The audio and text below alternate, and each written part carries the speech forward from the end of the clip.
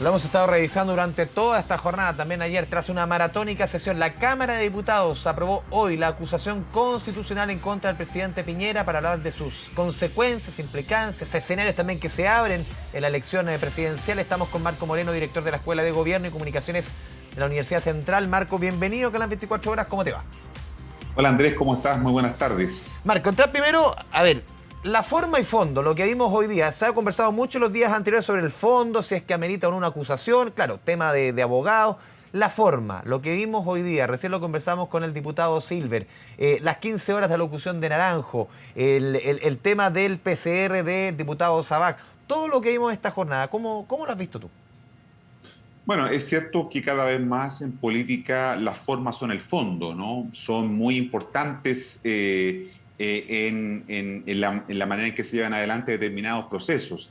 Y junto con eso uno tiene que evaluar lo que pasó con la acusación constitucional, no solo en función del resultado, sino que también del proceso, ¿no? Y el proceso tiene que ver con las formas, es decir, el resultado se alcanzó, por los 78 votos fue aprobada la acusación en la Cámara de Diputados, pero el proceso, ¿no? El cómo se hizo, el de alguna manera el saltarse algunas situaciones que podrían haberse evitado de parte de ambos lados, tanto del oficialismo como de la oposición, ¿no? De alguna manera creo que afecta la imagen que la gente tiene de la política, de sus instituciones y especialmente, ¿no es cierto?, del Congreso, del Parlamento, que es una institución fundamental de la democracia, pero que está muy mal evaluada por los ciudadanos. En cualquier encuesta de opinión que veamos, ¿no es cierto?, el Congreso aparece con muy bajos niveles de aprobación. Y lo que vimos entonces ayer lunes y hoy día martes, ¿no?, fue justamente un severo, yo diría, cuestionamiento de las formas, ¿no?, en que uno cree que se deben hacer las cosas. Es cierto que en el centro de la discusión está la figura presidencial, ¿no? Sebastián Piñera genera un tipo de polarización afectiva, genera sentimientos encontrados. Probablemente si hubiera sido otro personaje, otro presidente o presidenta, esto no se hubiera dado de la forma que se dio porque él genera este tipo de sentimientos, ¿no? De emociones. Y por eso es que entonces la situación se complica aún más porque evidentemente no podemos separar lo que ocurrió de la figura presidencial. Marco, ¿en qué pie, cuánto impacta esto a la moneda? ¿Quedan cuánto? 3, 4 meses de gobierno, la figura de Sebastián Piñera. ¿En qué pie queda la moneda ya? Una moneda absolutamente en los últimos 2 años muy, muy, muy dañada por cuántos temas podríamos poner, pero en este escenario, ¿cómo queda la moneda? Bueno, en una situación muy compleja, quedan 120 días más o menos de gobierno. El presidente deja su cargo constitucionalmente el 11 de marzo, ¿no? Con un verano entre medio y con elecciones, como sabemos, en primera y segunda vuelta. Por lo tanto, el tiempo efectivo de gobierno es muy poco. Lo que sucede, ¿no es cierto?, es que a la pregunta de cómo queda la moneda, yo creo que queda paralizada, ¿no? Estos procesos generan parálisis gubernamental, se detiene la gestión del gobierno y hoy día el gobierno tiene que enfrentar múltiples problemas, hay muchas situaciones que resolver, pero la moneda entonces, producto de esta situación, va a quedar paralizada mientras no se resuelva, ¿no? Y supongamos que se resuelve en que no prospera la acusación en el Senado, pero supongamos que se aprueba la acusación en el Senado y el presidente es destituido. Es decir, tenemos un escenario muy complejo desde el punto de vista de la gestión de gobierno, ¿no? De un gobierno que todavía tiene un poco más de 3 meses por delante, pero que efectivamente hoy día está sumido en una parálisis gubernamental que afecta la marcha del país porque las políticas públicas, porque las decisiones sobre los problemas, ¿no?, sobre la economía, como tú mostrabas en el segmento anterior, quedan absolutamente paralizadas, no hay gestión de gobierno. Y eso, evidentemente, para un país que está enfrentando complejas situaciones como la pospandemia, la compleja situación económica que se avisora, evidentemente no son una buena noticia. Marco, ¿hay algún candidato o candidata que pueda cosechar algo de lo de hoy día? Escuchaba, por ejemplo, leí un análisis respecto a la unidad que se ha generado en la oposición, que eso podría favorecer de cara a una segunda vuelta, por ejemplo, a Gabriel Boric. No así en desmedro de Yarna Proboste, por ejemplo. Yo creo que la épica que se ha dicho que produjo las 15 horas del discurso ininterrumpido, ¿no es cierto?, del diputado Naranjo, un diputado filibustero, ¿no?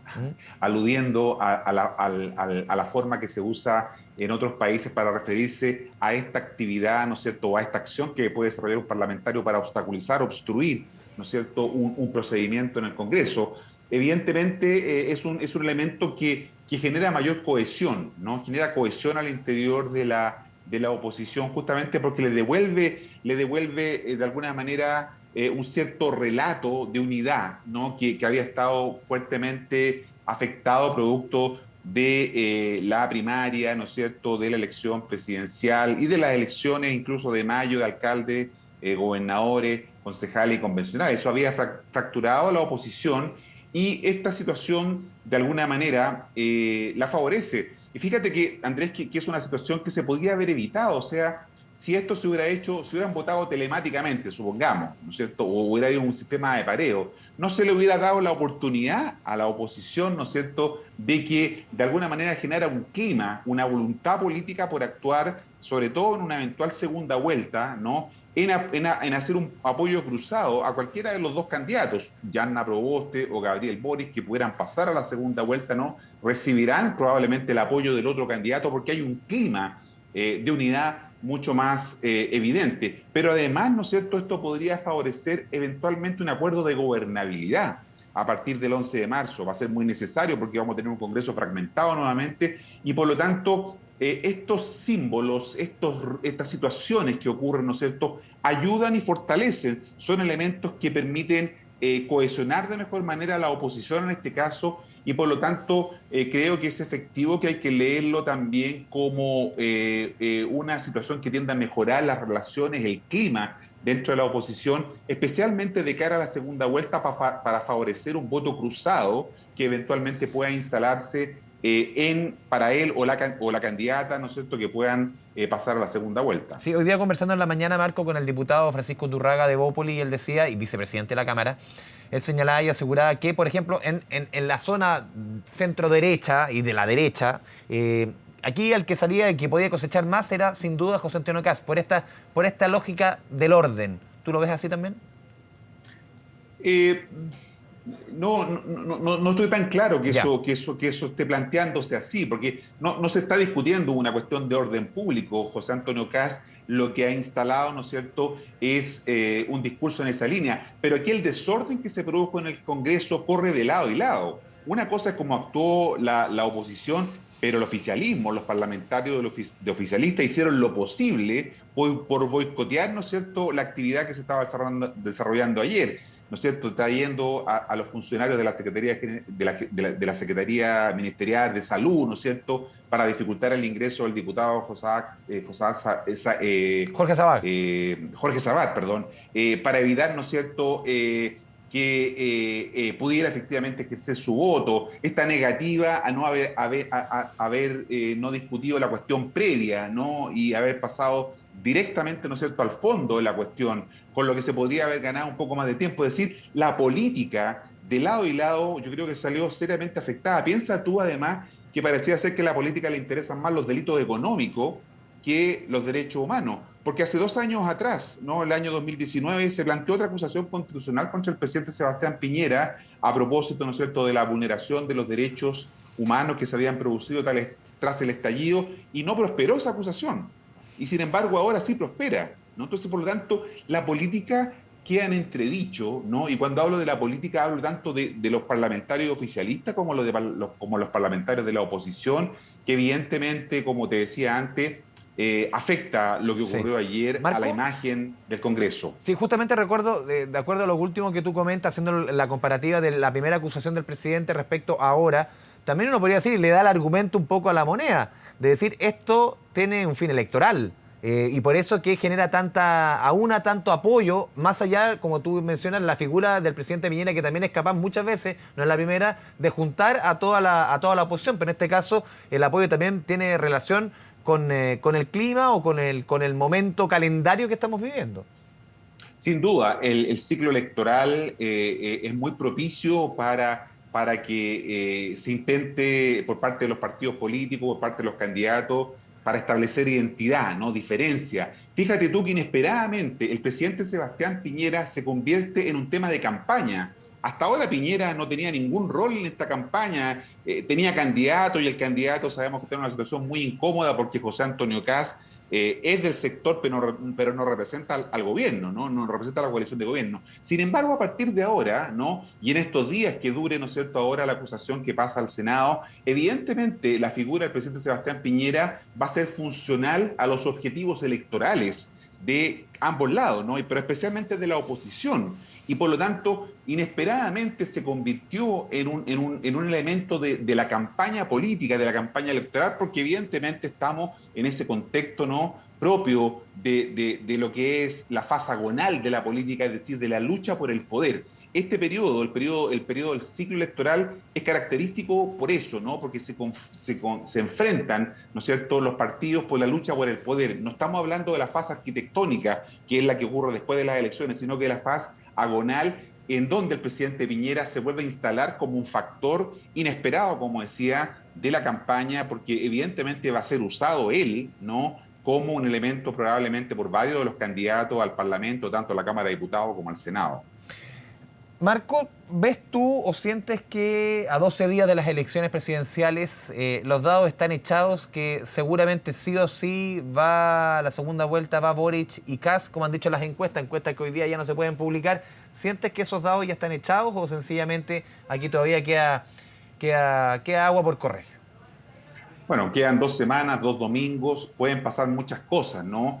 El gran temor de los candidatos es cometer errores que efectivamente le puedan pasar la cuenta, porque los ciudadanos están tomando su decisión cada vez más cerca del momento de la elección y están observando, ¿no es cierto?, lo que transcurre durante la campaña, por lo tanto van a estar muy atentos a lo que pasa en estos días.